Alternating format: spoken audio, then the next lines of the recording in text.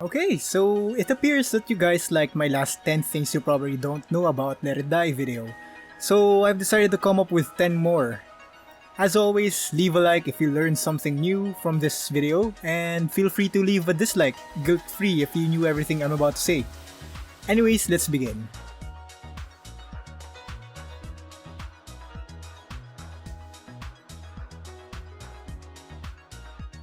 Gamble shrooms offer a chance to fully heal your character and fill up your rage bar.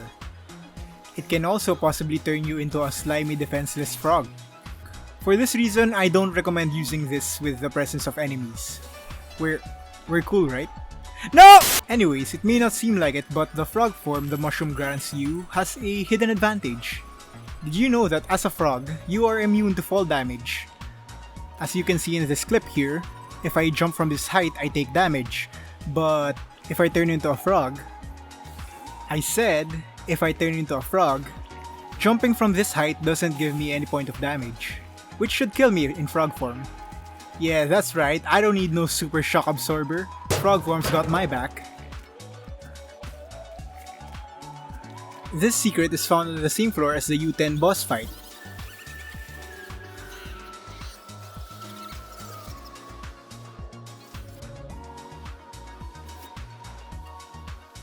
Just before heading to the boss pit, try looking left. Did you know that there's this little corner here that usually contains materials and a chest? I discovered this when I backtracked and noticed a material symbol on that area. Very recently, a Redditor posted this as well, and the community found the discovery of this area as surprising.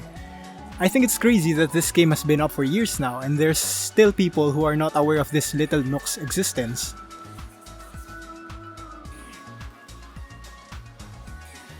This particular fact revolves around Cohen, everyone's beloved brute mid-boss. Oh my god! Within his moveset, he has this attack where he slams the ground twice while moving towards you. Did you know that if Cohen is afflicted by a damage per second effect, be it in the form of poison or flames, he does not move towards you while he's doing that attack? This could make his attacks less threatening since he will no longer track you as he attacks. See, he's not that much of a threat. Oh god! Okay, number 4. So during your climb up the Tower of Barbs, you will find haters that will try to turn you inside out. At some point, you may come across these particular haters which have crowns next to their names. You might ask yourself, what this symbol is about? They look like a regular hater to me. Well, I've been digging around, and did you know that these crowns indicate that the player who owns that hater was using an express pass when they lost them? It's all theorized by the community, but it seems like the most plausible one. Allow me to explain by asking you this question. Where else have we seen a crown? The only place in the game wherein you see a crown is when you activate your express pass and look at your inventory.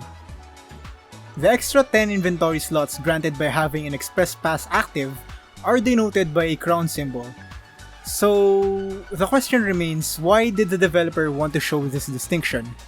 Honestly, I have no idea, but my theory here is that they were planning to use these types of haters for a system that may not have made it in the game at this current stage. The 5th thing in our list is centered around haters again. I found this while I was randomly recording footage of my climb, and what I saw sparked some intrigue within me. So, did you know that even though haters deal no damage to each other from floor 42 and above, they can still leave each other open for a gore-tastic finisher? As you can see here in this clip, the hater was staggered and was open for a finisher, but I panicked and hit her. She survived and was out of the staggered state, but when the other hater missed me and hit her, she went back to being groggy.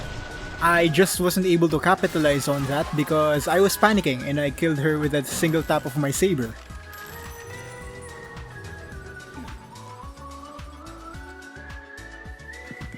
Okay, so you know when you get poisoned and you hit the action button, you start puking? And you also know, I assume, that in order to manually reload, you need to hold down the action button and attack with the ranged weapon you want to reload. If you didn't know that, pay up, hit the like button. Anyways, since the confirm button is tied to manually reloading, you may assume that you can't do that while poisoned, because the puking command would be tied to the confirm button.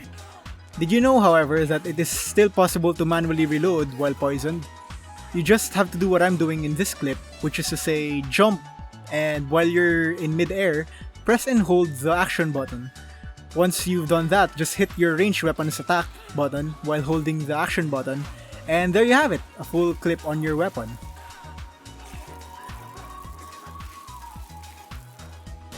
Going back to Cohen, there's something to note about the bodies that he's made up of.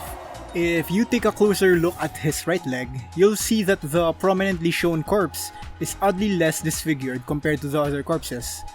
So did you know that this corpse is wearing an armor which is accessible for players to wear?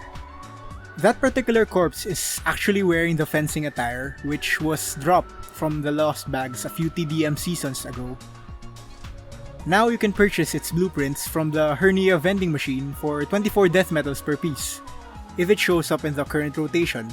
It is important to note that Cohen had this poor guy attached to his leg way back before the fencing armor set was a thing, so the devs either plan to use this guy's armor set as a legit armor from the start, or they simply repurposed this guy's armor as a part of the game. Okay, so for number 8, we all know that the rage move of the bowling ball weapon throws a projectile which slides across the floor and explodes upon impact of a wall, a heater, or even a little mound.